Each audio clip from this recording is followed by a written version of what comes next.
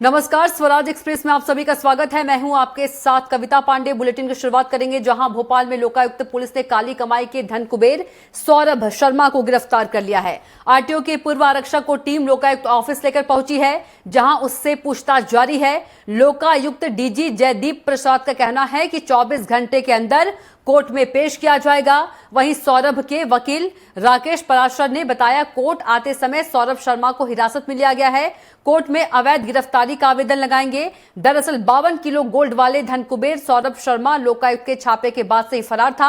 हालांकि सोमवार को अचानक भोपाल पहुंचकर सरेंडर के लिए स्पेशल कोर्ट में आवेदन दिया था, जिसके बाद कोर्ट ने आज पेश होने के लिए कहा था। जब कोर्ट आ रहे थे तो कोर्ट प्रीमाइसेस के बाहर लोकायुक्त पुलिस ने उसको गिरफ्तार बताया है। ये गिरफ्तारी इलीगल है। इसका हम आवेदन अभी माननीय न्यायालय को लगा रहे हैं।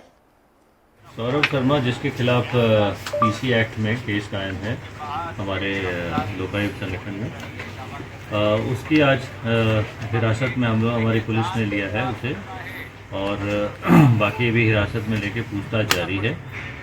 और जैसे पूछताछ समाप्त होगी उसकी गिरफ्तारी करने के बाद 24 घंटे के अंदर में हम उसे माननीय न्यायालय में पेश करेंगे। और ज्यादा जानकारी के साथ सीधे हमारे साथ भोपाल संवाददाता संजय डोंगर डीवे जुड़ गए हैं। संजय, 41 दिनों से फरार चल रहे मोस्ट वांटेड सौरभ शर्मा को गिरफ्तार कर लिया है लोकायुक्त पुलिस ने, लेकिन उनके वकील का कहना है कि इनलीगल तरीके से, अवैध तरीके से गिरफ्तार किया गया है। और क्या कुछ ज्यादा अपडेट बताइए। बिल्कुल कविता, अगर देखा जाए तो जिस प्रकार से 41 दिन से जो सौरभ शर्मा था वो फरार था, लेकिन अब कल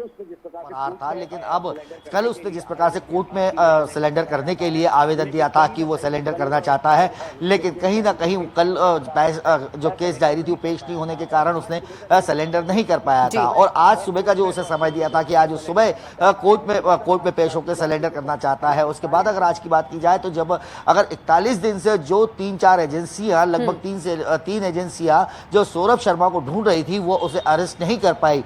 सौरभ शर्मा जब कोर्ट में अरेस्ट अपने आप को सिलेंडर करने पहुंचता है, तब लोकायुक्त की टीम उसे कोर्ट के बाहर से उठाती है और अपने कस्टडी में लेती है और दिखाती है कि उनने सौरभ शर्मा को गिरफ्तार किया गया है। तो इसी को लेकर बात यही है कि अब जिस प्रकार से हमें जो डीजी साहब है उन्होंने बताया है कि सौरभ शर्मा को 24 घंटे के अंदर, जब गिरफ्तारी से 24 घंटे के अंदर कोर्ट में पेश किया जाएगा, उससे पूछताछ की जाएगी। उससे पूछताछ में जो भी तथ्य सामने आएंगे और जिनके नाम आएंगे उनसे भी पूछताछ की जाएगी।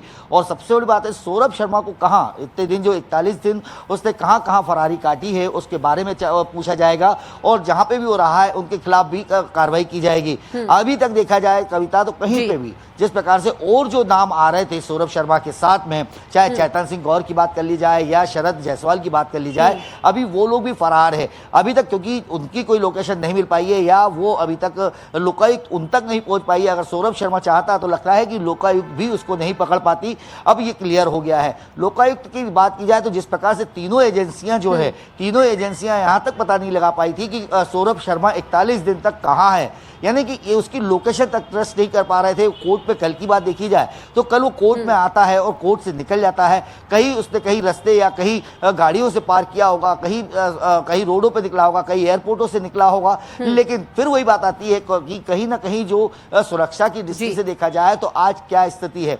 कहीं पे भी जो शोकॉज नोटिस जारी होने के बाद भी, जब सौरभ शर्मा के खिलाफ शोकॉज नोटिस जारी हो गया था तो उसको रोड पे या कहीं से गिरफ्तार किया जा सकता, लेकिन सौरभ शर्मा खुद जब अपनी समर्पण करने आया तब उसको अरेस्ट किया। तो कहीं तो प्रश्न उठते हैं कि लोकायुक्त क्या शांत बैठी हुई थी और क्यों शांत बैठी थी, क्यों उसको गिरफ्तार नहीं कर पा रही थी, क्या कारण था कि उसको कोर्ट में सिलेंडर के टाइम ही गिरफ्तार किया गया। यानी कहीं पे भी देखा जाए तो प्रेशर से बिल्कुल मुक्त था।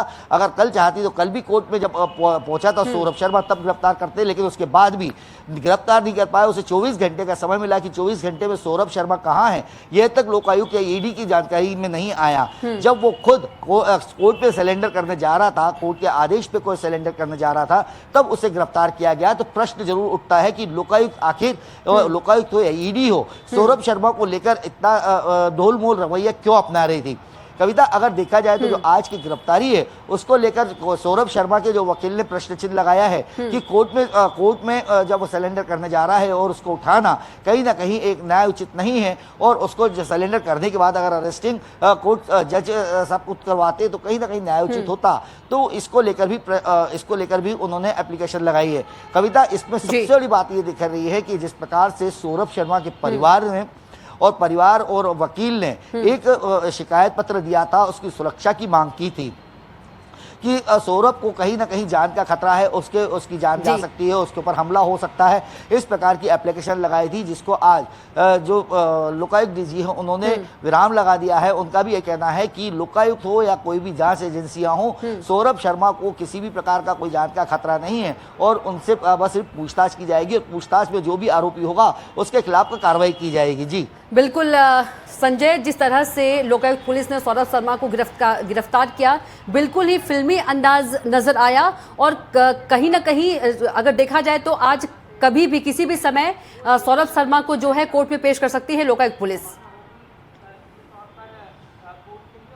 कविता, अगर देखा जाए तो जिस प्रकार से जो सौरभ शर्मा है उसको गिरफ्तारी की बात की जाए तो गिरफ्तारी जो 1 बजे तक की दर्शाई गई है कि गिरफ्तार 1 बजे किया गया है, तो उसके बाद जो 24 घंटे का समय लिखा है लोकायुक्त के पास कि वो गिरफ्तारी से 24 घंटे के अंदर कोर्ट में पेश करना है। यानी हम कह सकते हैं आज अभी तो उससे पूछताछ करना है, क्योंकि पूछताछ में अभी उसके और भी जो साथी है, सहयोगी है, वो अभी तक वो भी गिरफ्तारी से बाहर है, क्या उसकी जानकारी उसके पास है, या जिस प्रकार से उन्होंने बताया है, जो डीजी ने बताया है कि उनसे ये भी जानकारी लेनी है कि अभी वो इतने दिन कहाँ रहा है और कहाँ उसने फरारी काटी है।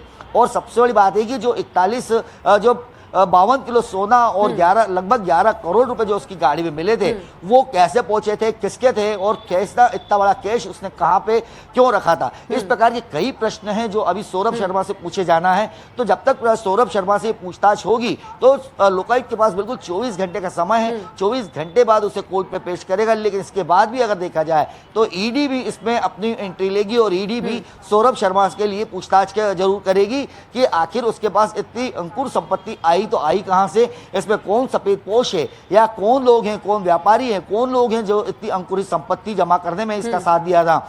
अगर देखें कविता, तो कहीं ना कहीं जो एक आरक्षक के पास अंकुर संपत्ति मिलना अपने आप में काफी बड़ा मामला देख रहा है और लोकायुक्त ने इसको लेकर आज जो सफलता पाई है, सफलता भी नहीं, सौरभ शर्मा ने खुद अपने हाथों से ये सफलता दी है और 41 दिन बाद आज उसको कोर्ट के बाहर से गिरफ्तार किया है। जी बिल्कुल, जिस तरीके से लोकायुक्त पुलिस टीम जो है पूछताछ कर रही है संजय, कहीं ना कहीं कई बड़े राज जो है वो खुल सकते हैं, पर्दाफाश हो सकता है कई बड़े राज से।